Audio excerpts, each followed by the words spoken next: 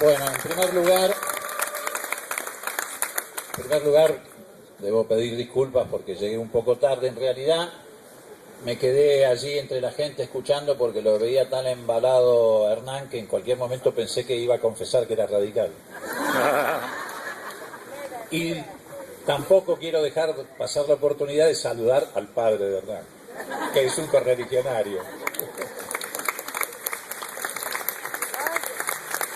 A ver, yo creo que mucha gente, si pasara hoy por la esquina, se sorprendería. Porque vería que estamos aquí, como ya se ha dicho, congregados en la puerta de un comité radical, militantes del radicalismo, obviamente, y militantes del peronismo. Pero esa sorpresa me parece que sería exagerada, sobre todo si somos capaces de sacar un balance, un resultado de los 31 años de democracia. La democracia trajo muchas cosas, ampliación de derechos civiles, sociales, pero fundamentalmente trajo experiencia. El hecho de que ininterrumpidamente durante 31 años hayamos ejercitado la democracia nos ha permitido recoger enseñanzas y también establecer similitudes. Yo creo que es muy fácil encontrar un parentesco entre lo que fue la experiencia del alfonsinismo y la del kirchnerismo. Pero no solamente un parentesco desde el punto de vista de los derechos que se ampliaron, de las acciones que se encararon, por supuesto, en distintos momentos históricos y con distinto alcance. Es fácil emparentar, por ejemplo, la ley de divorcio y la de patria potestad compartida de Alfonsín con la del matrimonio igualitario y la identidad de género del gobierno de Kirchner. Resulta aún más fácil emparentar la política exterior de ambos gobiernos, reitero, desarrollada en escenarios y momentos históricos diferentes, pero creo que tanto el gobierno de Alfonsín como el de Kirchner apuntaron a garantizar la autonomía de la Argentina de los poderes imperiales. Por eso la imagen de Alfonsín en los jardines de la Casa Blanca, tirando el discurso que llevaba preparado oficialmente y, digamos, castigando duramente a Ronald Reagan, entre otras cosas, por la pretensión de invadir Nicaragua, es bastante asimilable a la imagen de Néstor Kirchner en Mar del Plata diciéndole a Bush no al ALCA. Me parece que son símbolos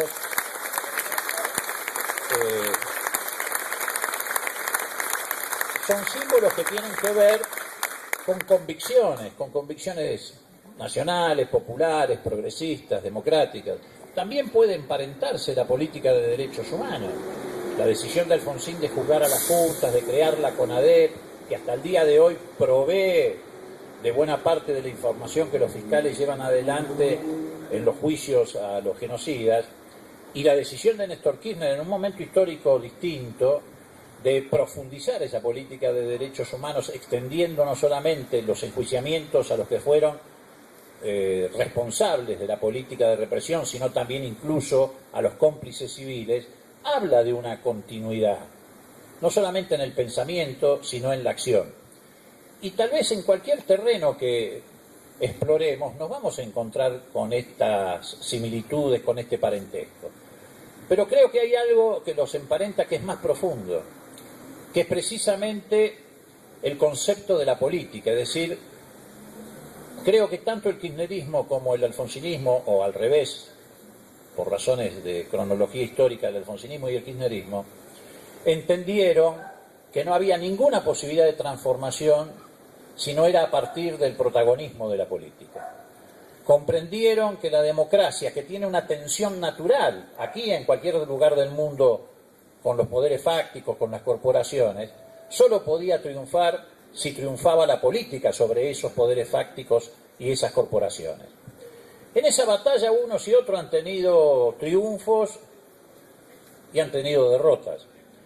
Pero el balance que podemos sacar de estos 31 años de democracia, que es el mejor sistema que se conoce porque es el único que se perfecciona a sí mismo, es que hoy nos encontramos con una democracia más fuerte, de mayor densidad. Y creo que otra de las similitudes tiene mucho que ver, en primer lugar, con el sujeto social que supieron construir el alfonsinismo primero y el kirchnerismo después.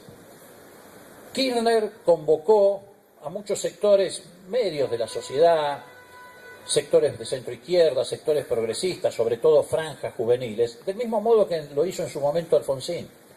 Alfonsín fue el puente que unió esos sectores con el radicalismo. Probablemente nunca esos sectores se hubieran acercado al radicalismo porque lo veían como un partido de statu quo, más bien de tendencia conservadora, lo fuera o no lo fuera en otro momento histórico, pero era la percepción. Y Kirchner incorporó esos mismos sectores y hizo un puente para que se unieran con el peronismo. Probablemente esos sectores de la sociedad, a partir de las experiencias y sobre todo la de la década del 90, jamás se hubieran acercado al pejotismo, pero sí se acercaron al peronismo. Por eso yo digo que ahí también hay un parentesco. Y también lo hay en cuanto a la capacidad que tuvieron unos y otros, Alfonsín y Kirchner, de romper tabúes. Alfonsín rompió el tabú de que no era posible estabilizar la democracia. Se había intentado en muchísimas oportunidades. Pero la experiencia de Alfonsín, precisamente apoyado en ese sujeto social, hasta que le dio el cuero, le permitió garantizar la estabilidad democrática. Y Kirchner rompió el tabú de que en la política argentina había dos temas que no se podían discutir, que es la inclusión social y la deuda externa. Y también lo hizo apoyado en esa construcción, en ese sujeto social. Y además tienen una similitud que es muy importante y que me parece que marca una característica. Alfonsín, Kirchner y Cristina fueron tres presidentes militantes de la política. Militan la política.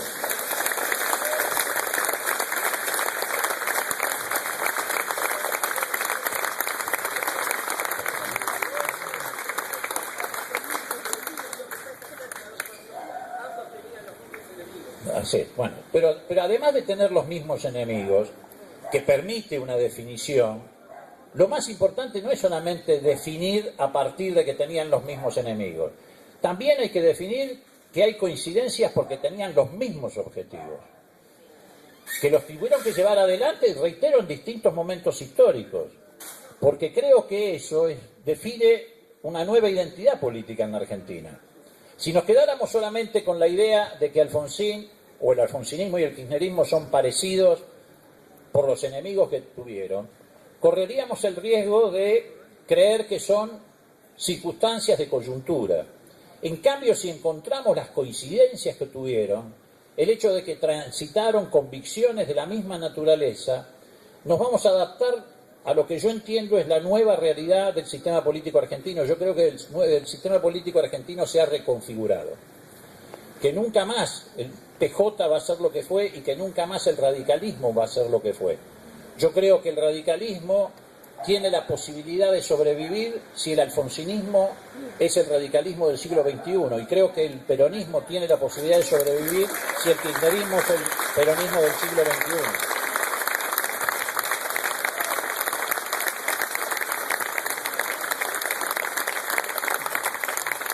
Pero en realidad, aunque los tres que hemos hablado, los cuatro que hemos hablado hasta aquí, medio lo hemos ido dejando de lado, el motivo de la convocatoria es discutir la tesis del golpe blando.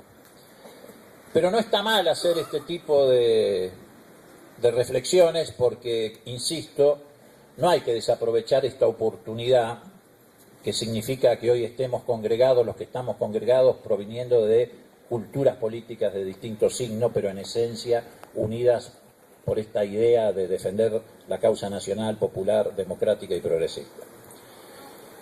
Seguramente hoy estamos, en relación al tema que nos convoca, muy influidos, gratamente influidos, por la decisión del juez Rafecas.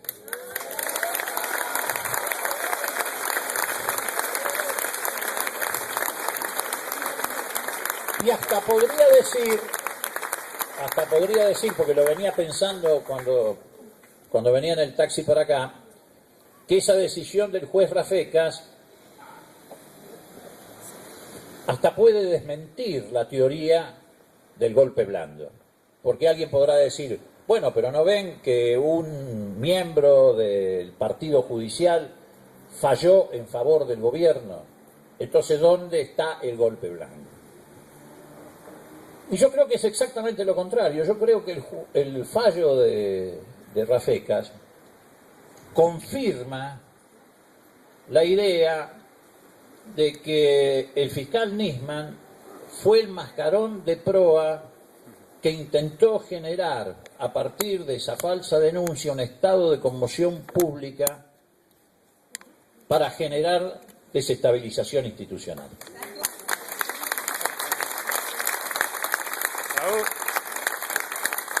Y me parece que este fallo,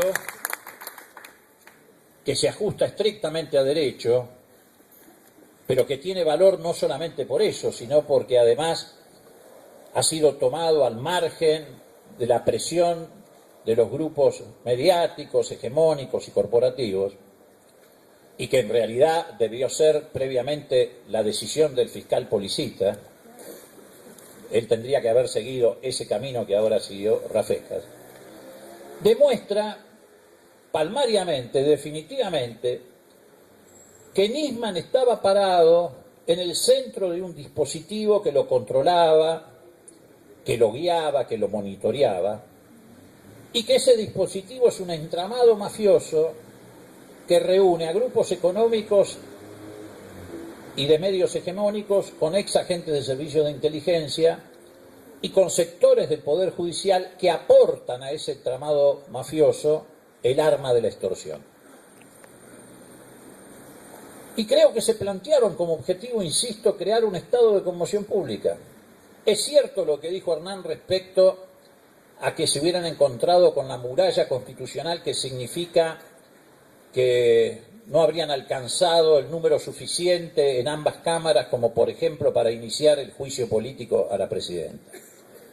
Pero también no es menos cierto que sí les estaba empezando a alcanzar para generar un estado de zozobra, para reinstalar la tesis del miedo en la Argentina, para crear la sensación de que Nisman era San Martín y fue asesinado por el gobierno de Cristina.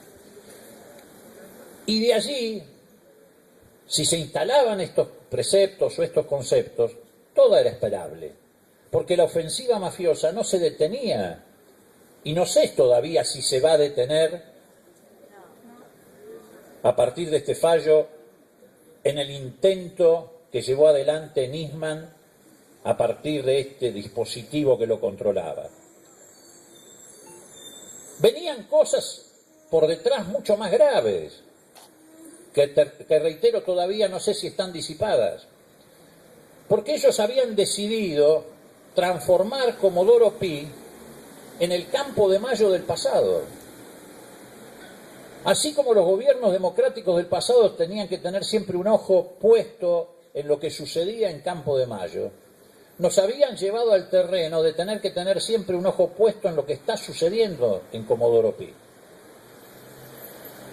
Este proceso se gesta objetivamente en el caso específico de la operación de Nisman a partir de la decisión del gobierno de llevar adelante el memorándum de entendimiento con Irán. ¿Por qué? Porque sin lugar a dudas esos pasos podían llevar a un escenario en donde quienes efectivamente fueron encubridores de lo que sucedió en la AMIA se encontraran, ya sea a través de la famosa Comisión de la Memoria de la Verdad o de la Verdad, que ese memorándum contemplaba, con juristas que no iban a ser designados ni por Irán ni por Argentina, frente a lo que ya había ocurrido antes con la justicia inglesa, que dijera con toda claridad: acá no hay nada serio, esta causa está infeccionada desde el primer minuto por los servicios de inteligencia locales, extranjeros, por sectores de la justicia, etc. Entonces yo creo que movieron piezas desde un sentido de autodefensa, que los puso más tensos cuando la Corte Suprema decidió rechazar una petición de Tejeldín para quedar afuera de la causa, porque eso lo volvía a poner a Tejeldín en el banquillo de los acusados, y ellos tuvieron la preocupación de que si esto ocurre, enfrentado a la posibilidad de una cadena perpetua, hablara y revelara lo que sabe acerca del encubrimiento y de quiénes fueron los que participaron efectivamente en la famosa conexión local. Más nerviosos se pusieron, por supuesto, con la decisión de la presidenta de descabezar la CIDE paralela, de lo que además el gobierno y nosotros, todos nos tenemos que hacer cargo. Nosotros tenemos que reconocer que allí hubo un problema, también, tal vez originado en la pretensión y en el deseo de esclarecer efectivamente la causa AMIA, pero la creación de esa Fiscalía Especial fue un error. Debemos asumirlo de esa manera. Un error que puede haber sido inducido por la necesidad de encontrar una respuesta, de encontrar la verdad, pero fue un error. Y más nerviosos se ponen todavía cuando 3 días después la Cámara Federal porteña decide instruir al juez Lijo para que de una vez por todas se inicie el juicio oral y público, que creo que tiene fecha para junio, sobre el encubrimiento. Es decir, yo creo que intentaron una maniobra para encubrir el encubrimiento. Pero efectivamente se montaron a esa maniobra aquellos grupos corporativos y medios hegemónicos que se habían quedado con la sensación del fracaso en diciembre, con el diciembre que no fue. Ellos siempre están a la pesca de algún factor que pueda generar inestabilidad. El diciembre que no fue, ya lo describió Artemio, fue el diciembre donde el dólar no alcanzó los 20 pesos, el diciembre donde no hubo saqueos, el diciembre donde no se disparó la inflación, y les cayó esta perlita. Y salieron a sostener este desatino de la denuncia y a sostener la operación, que ahora ha caído fulminada por el fallo de Rafecas. Porque en realidad no hay que entrar en la trampa de discutir esta cuestión desde el ángulo policial. Hay que discutirla desde la política. Y yo creo que también hubo un error en los primeros días en la respuesta. Me parece que de entrada había que discutirlo desde la política y de entrada había que denunciarlo como lo que fue, una maniobra destinada a generar conmoción pública para provocar daño institucional.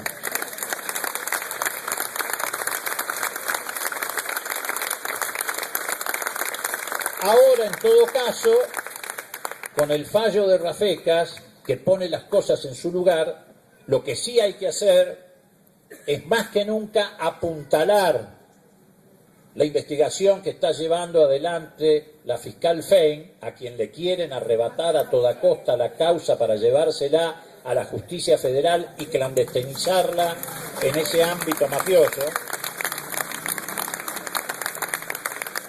¿Por qué? Porque el fallo de Rafecas demuestra que efectivamente Nisman fue víctima de sus propias circunstancias. Cuando uno se sube a ese colectivo no se puede bajar. Entonces ahora sí hay que ver, ya se sabe por qué murió Nisman. Nisman murió porque se prestó a ser el mascarón de proa de esta operación. Todavía no se sabe cómo murió, pero resolviendo lo primero, lo político, nos vamos a acercar mucho más rápidamente a lo segundo. Y ahora habrá que investigar quiénes fueron los que indujeron la muerte de Nisman. ¿Quiénes intentaron a toda costa sostener lo insostenible? ¿Quiénes llevaron esto al punto donde tenía que enfrentar una reunión en el Congreso Nacional donde no iba a poder sostener en un debate ni 15 minutos la seriedad de la denuncia, pero además no iba a poder responder un montón, donde iba a tener que responder un montón de preguntas incómodas, como por ejemplo, ¿cuál había sido el destino de los 30 millones de dólares que durante 10 años, a razón de 3,5 millones de dólares anuales, recibía esa fiscalía con destino a investigar la muerte de 85 argentinos y que terminó siendo utilizado para la operación de desestabilización de un gobierno constitucional? Y entonces, La discusión que viene ahora, en todo caso, saldada la discusión política, es quiénes fueron los que lo indujeron. Y habrá que averiguar y apuntalar a través de la investigación de la fiscal Fein, una mujer honesta de 38 años en el servicio de justicia que no forma parte de ese entramado mafioso de Comodoro Pi, qué pasó en las últimas horas de Nisman, quiénes lo presionaron para llevarlo a la muerte, si las diputadas, si la periodista de Clarín que confesó que lo había vuelto loco con los WhatsApp, si los elementos de los servicios de inteligencia. Ahora le toca a ellos responder sobre la responsabilidad de la muerte de Nisman.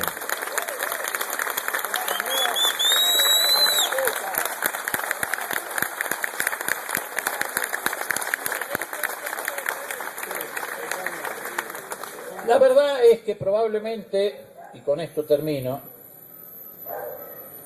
resulte una discusión eterna saber si esto es o no un intento de golpe blando, hasta dónde alcanza el concepto de golpe blando. Lo que sí tengo muy en claro es que hace ya muchos años atrás, a medida que la democracia, reitero, fue tomando volumen, densidad y fortaleza, los poderes fácticos han decidido transitar otro tipo de camino que los que se transitaban en el pasado. Hace 4 o 5 años atrás, cuando en la Argentina estaba en plena discusión la ley de medios, en Estados Unidos un organismo que no casualmente reúne a representantes del Poder Judicial de Latinoamérica con editores de medios, hizo uno de sus habituales encuentros en Miami, a los que por supuesto concurrieron algunos de los que hoy aparecían como convocando la marcha por verdad y justicia del 18 de febrero, algunos de los fiscales, y también algunos jueces. Y en esa reunión la secretaria de Justicia de los Estados Unidos, con la impunidad y la ingenuidad que a veces los caracteriza, porque no solamente actúan como amos del mundo, sino que hablan como amos del mundo, y lo hacen sin tapujos, le dijo a los jueces y a los miembros del Poder Judicial que estaban allí y a los editores de medios, que Estados Unidos creía que la única manera que había en América Latina de frenar los gobiernos populistas era a través de la justicia y de los medios de comunicación. Y yo creo que esto revela con toda claridad, por un lado, algo que nos debe llenar de felicidad, que es la renuncia de estos poderes fácticos a utilizar la fuerza militar para cambiar el curso de la historia, por lo menos en el caso de Latinoamérica. Pero por el otro lado también revela, y creo que los hechos que se fueron produciendo en América Latina, que no han abandonado para nada la idea de desgastar, condicionar y eventualmente hacer fracasar los procesos democráticos a través de estas nuevas herramientas. Y como veo que en estos tiempos, y me parece que es una buena oportunidad para que lo vea el conjunto de la sociedad argentina, en nuestro país se han conjugado estos dos elementos, porque se entusiasmaron tanto que han sacado a la superficie muchas cosas que nosotros veníamos intentando demostrar y que no hemos podido, como por ejemplo la corruptela que hay en un sector de la justicia federal. Hoy la gente, incluso hasta en los diarios opositores más acérrimos, lee como si fuera algo natural que los pasillos de Comodoro Pi estaban más transitados por espías y periodistas que se llevaban por debajo de la mesa grabaciones que por abogados. Me parece que nos permite a nosotros demostrar que efectivamente ese anuncio de la Secretaria de Justicia de los Estados Unidos hace 4 años atrás se está llevando adelante en Argentina. Se ha conjugado lo que ella planteó en aquel momento, que para frenar los procesos de los gobiernos populares había que hacer accionar a la justicia y a los medios de comunicación. Son los que pretenden, no sé si derrocar a una presidenta, pero seguro son los que quieren una república sin pueblo. Son los que ansían una una restauración conservadora, como la que intentaron en Brasil, la que intentaron en Uruguay. La intentan por medios legítimos, como son los procesos electorales, Eso está bien. En todo caso, es un desafío para los movimientos populares enfrentar esa situación. Pero también lo intentan por otras vías. Por eso nosotros hemos promovido hoy esta reunión, este acto. Por eso nosotros vamos a estar desde nuestra cultura política el domingo en Plaza Congreso.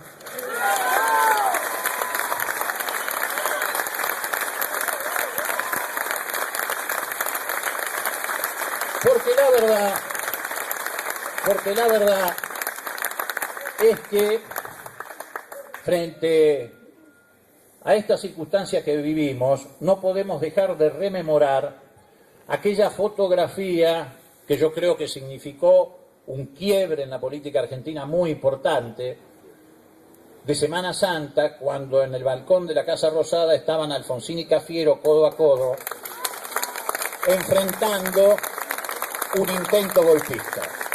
En aquel momento, el dilema era democracia o dictadura. Hoy el dilema a resolver con la participación del pueblo es democracia o mafias. Y nosotros tenemos en claro cuál es la vereda que tenemos que transitar. Gracias. ¡Bravo!